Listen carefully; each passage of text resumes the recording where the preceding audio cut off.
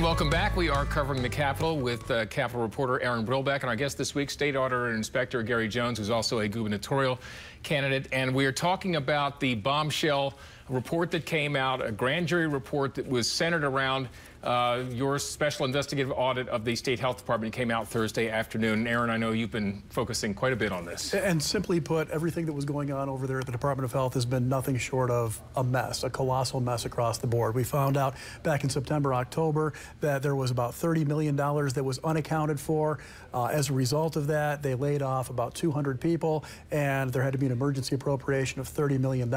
Now we're finding out this week that that $30 million has been there the whole time. The additional $30 million that was appropriated through the legislature is sitting in a bank account someplace, and most importantly, those 200 people that have been laid off should not have been laid off in the first place. Gary Jones, how does this happen? Well, what happened was the fact the official records and the books were correct, but they had a separate set of internal books that they were relying on, so they made decisions based on that. Brought in a new accountant. They had moved money from some accounts over into an account that appeared to be restricted when it really wasn't. And so they made decisions based on that faulty internal information. Now, the Attorney General said yesterday that he was not going to pursue any criminal action. Is that true? Do you agree with that, that there was nothing criminal that was done here?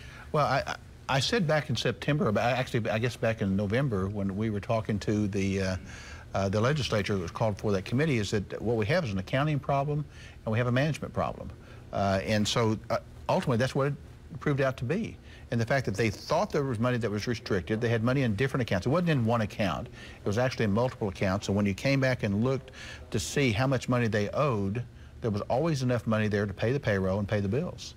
But it was essentially two separate sets of books, one that was being shown to the legislature, the governor, and your office, and the other one that was being used for day-to-day operations. Right, and what happened was every year when we come in, because we audit them twice a year, the information, the official information was correct. All the spending was correct. But what happened was they started making these decisions when they thought they were in a crisis based on the internal information that was not the official information. And so they made those decisions based on faulty information. But isn't that illegal? Well, I think it's incompetence and it's mismanagement. But the question is, does it rise to the level of being illegal or prosecutable? Because nobody got, nobody was enriched because of this. It's just they made some very bad decisions that ultimately affected a lot of people's lives. One of the things that jumped out to me in reading through this is that some of these problems are the result of some very old and faulty software it looked like they were using internally there at the Department of Health. I thought when OMS was created back in 2011, one of their jobs was to get all the state agencies using the same software. Why didn't that ever happen? Well, that happened even before OMS. It was the state accounting system. And right, they tried that. They spent $3.6 million trying to come in and convert them to this. And the health department said, well, we can't do this because we have all this need for these other things. Well, there's other agencies that have more complicated, accounting than they do. They did it.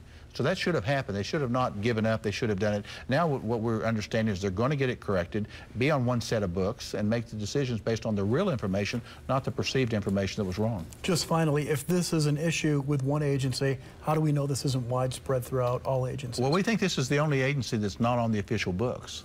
And so you go back and you audit the official records, and so they were making decisions based on wrong information.